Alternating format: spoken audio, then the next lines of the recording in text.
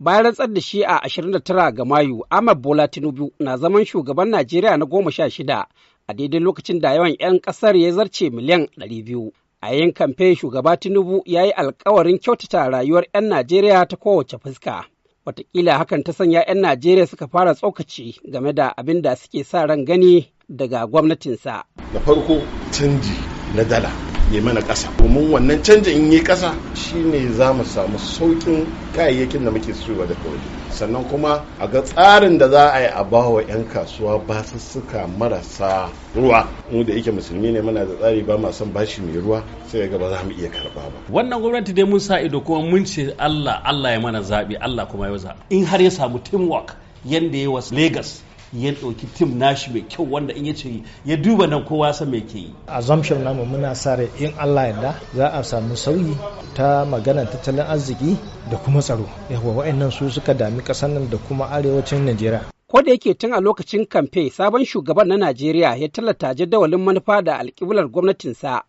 Amma Sanata Mas'udu El Jibril Doguwa, tsohon wakili a Majalisar Dattawan Najeriya daga jihar Kano, na ganin akwai bukatar sabunta ji daga bakin 'yan Najeriya kan yadda sabon shugaban zai bullo wa matsalolin ƙasar. Ni a ganina ya kamata kafin su yi komai su tara mutane ɓangarori daban-daban, 'yan kasuwa, malamai, 'yan boko da sauransu, a sake kallon menene bukatun mutane. Wannan shine zai taimaka mana ya zama wato an tunkari abubuwan da mutane suke da bukata, sannan kuma idan mutum yayi in ya huce to sai ka gwamnatinsa ta samu natsuwar cewa at least a bukatun mutane aka bi. Batun cirewa ko ci gaba da biyan kuɗaɗen da gwamnati ke sanyawa a hada-hadar albarkatun mai a matsayin tallafi ga 'yan ƙasa na cikin ƙalubalen da sabuwar gwamnatin za ta tunkara.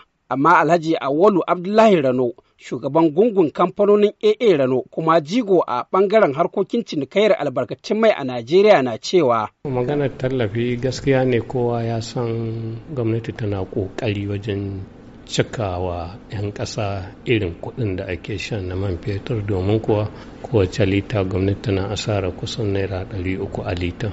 To amma kuma idan aka duba shi wannan da zai zo ya ce zai duba mai yiwa zai cire, kuma in ya cire zai yi wa harkar kyakkyawan kwaskwalima. To kaga in ya duba ya mata kwaskwalima mai yiwa harkar za ta dawo da 'yan ƙasa da masu harkar su ji daɗi, domin za a daina wahalar mai, za kuma a ga komai insha Allah ya yi daidai. Akwai shawarwarin da kuke ganin da watakila gwamnati ta yi amfani da su da yanzu an fahimci juna? Yes, ai ka san muna da kungiya kuma tana zuwa ta zauna da gwamnati tana kuma ba su shawarwari. To a hakan ne ma in Allah da wannan sabuwar gwamnatin sun yi kokarin ba ta shawarwarin da in Allah da za a kubuta daga wannan matsalolin da ake ciki. Bangaren masana'antu na da alaka ta kudda batun albarkatun mai, kuma shine jigo ga sha'anin samar da aikin yi ga 'yan ƙasa da kuma kuɗaɗen shiga ga gwamnati.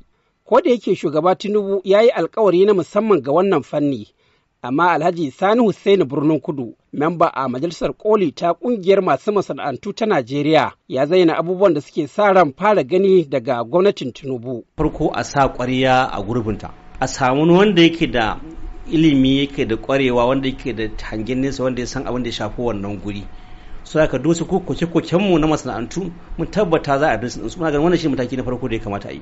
Sannan abu na biyu, abin da gwamnati ta ce wanda za mu fuskanta cewar da gaske ake yi, a ba da yanayi mai kyau da za mu iya gudanar da al'amuranmu. Akwai matsaloli na rashin wuta, akwai tsadar dizal, to muna so mu ga an ɗauki wani mataki na gaba gadi.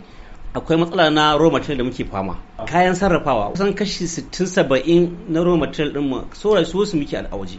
To amma zaka tarar babu dalar da zaka iya canjawa ka je ka so. Sai dai a nasa bangaren Dr. Sa'idu Ahmad Dukawa da ke koyar da kimiyyar siyasa a Jami'ar Bayero ta Kano na ganin tilin zai gwamnatin Tinubu ta fara da wasu abubuwa da jama'a za su gamsu cewa babu shakka sauyi ya zo. Shine duk abin da za ta yi ya zama na an samu sauƙin tsadar rayuwa, daga nan kuma sai abin da zai kawo sauƙi ga matsalar tsaro ɗin nan, sannan kuma yadda matasa za su samu aikin yi cikin sauƙi da sauri.